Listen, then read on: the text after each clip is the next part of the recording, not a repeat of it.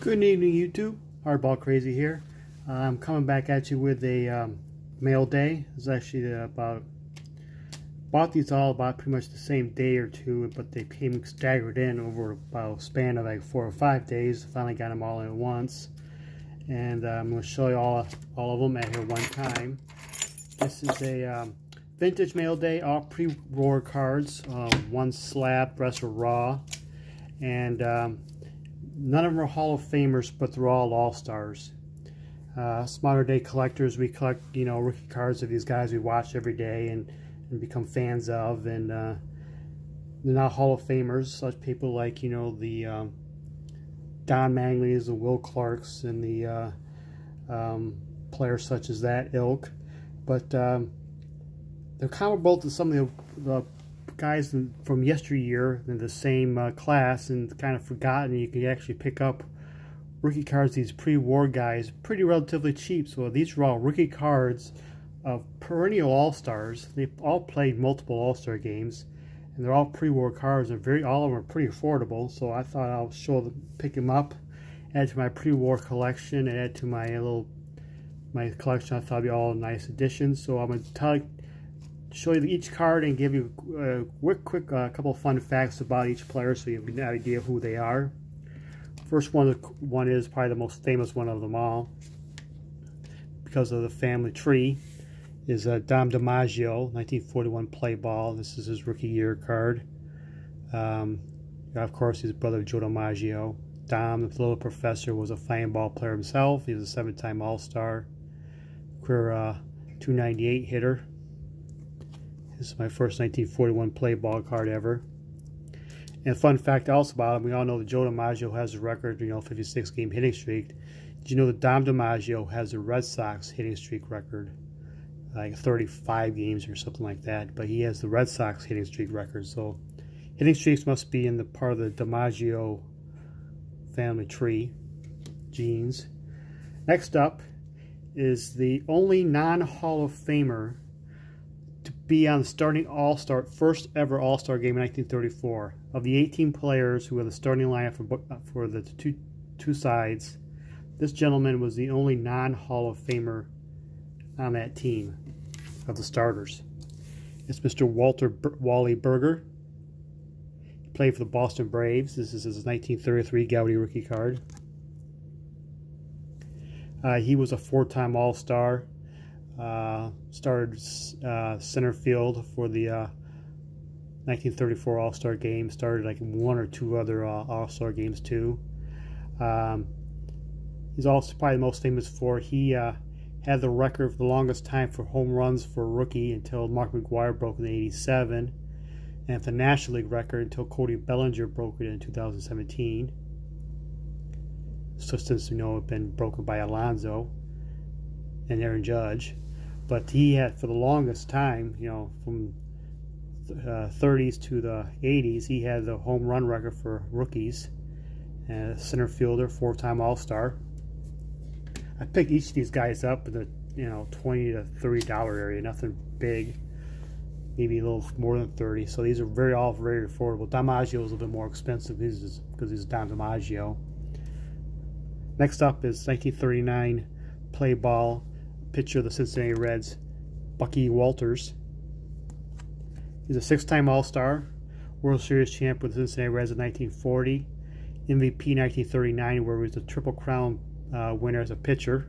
Led the league in wins, ERA, and strikeouts as the pitching Triple Crown. And he led the league 6-time All-Star, and he led the league in a couple other categories beyond just that 1 year. I wanted to get this card too because I've been kind of working on the Triple Crown winners, the hitters and pitchers, and getting Bucky Walters. I have a Playing Days card every Triple Crown winning pitcher dating back. The most recent one I need for the collection is Lefty Grove. Everything Betty post Lefty Grove was one of the pitching Triple Crown. I have a Playing Days card of them. So that's kind of my big reason why I wanted Bucky Walters. This is 39 play ball rookie card, and that is very affordable. His cards are not expensive whatsoever.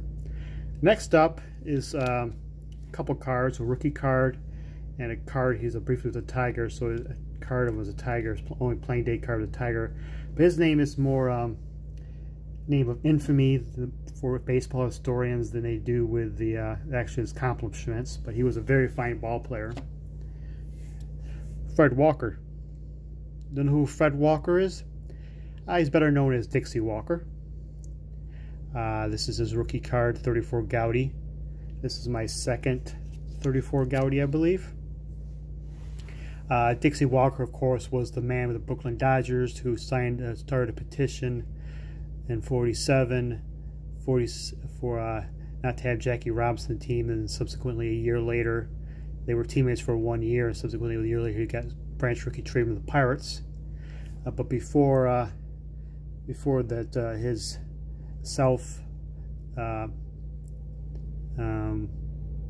he knew a mistake made. He knew he made a mistake years later. He's regretted it.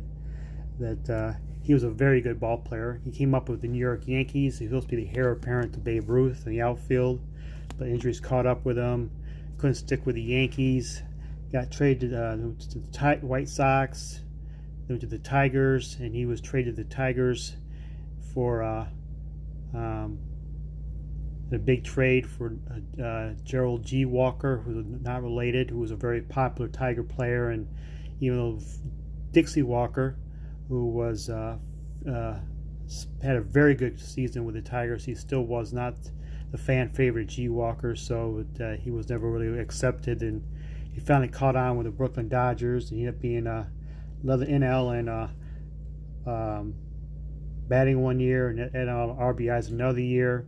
He was a 5-time All-Star with the Brooklyn Dodgers, and many considered him the most popular Dodger of all time pre-integration, Mr. Dixie Walker.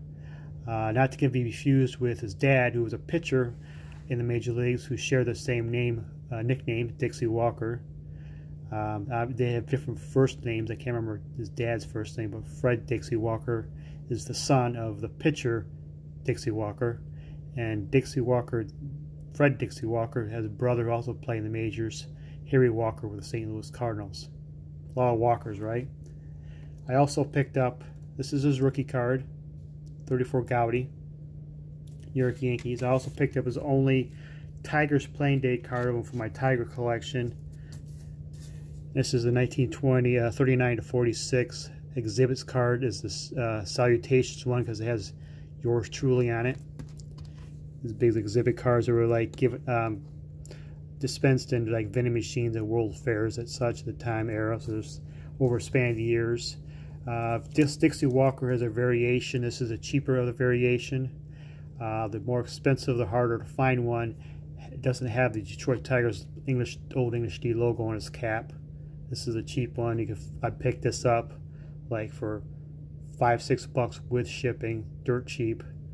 I thought it was a cool addition to my Tiger collection, is having a exhibit card of Mr. Dixie Walker, even though his name is more infamous than famous, but he was a fine ball player in his own right. And I thought it would be a nice card to have my Tiger collection. And the last one is my only slab. This, I guess you say, my third card of the 1934 Gaudy. I have a Chick Hafey for my Hall of Fame set. I think they were the only 3 34 Gaudys I have. This is a rookie card of Philadelphia A's All-Star outfielder Bob Johnson, better known as Indian Bob Johnson because he's part Cherokee. I was a younger brother of Roy Johnson, who played with the Red Sox, a little bit of the Tigers. And ironically, they both ended their career in the 296 era batting average for the career. Indian Bob Johnson had more power. He was a bigger star. Indian Bob Johnson didn't start his career until he was like 27 years old. He's just trying to crack the Philadelphia A's lineup that had Al Simmons and the other stalwarts in the outfield. But by the time 27 came around, he was the left fielder.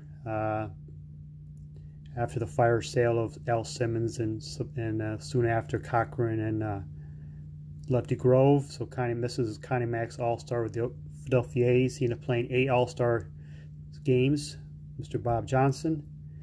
And at the age of 27, I think he was the first player who debuted at the age after the age of 27 to accumulate over 2,000 hits. When we look up at his bio and Baseball Reference, you can see his stats are quite gaudy.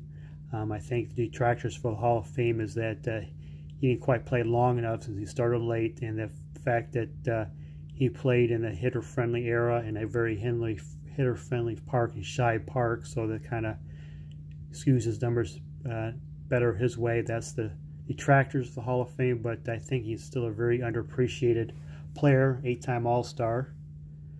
And I picked this up, maybe graded and everything, a VG3, PSA 3. I think I picked up like 40 bucks, 50 bucks for it, something like that, which I think is a really good deal. A 34 Gaudy PSA 3 of Ricky Carter of a 8-time All-Star, Indian Bob Johnson. There you have it. That's my mail day. Each of these guys are all multi-year All-Star games, very good players in their own rights, and kind of almost forgotten about nowadays, but they were all-stars at the time, and they were very much popular players, and they're very much guys that the fans wanted to go see play, and I think they should. I think they're all great additions to my collection. Hope you agree, and thank you for watching.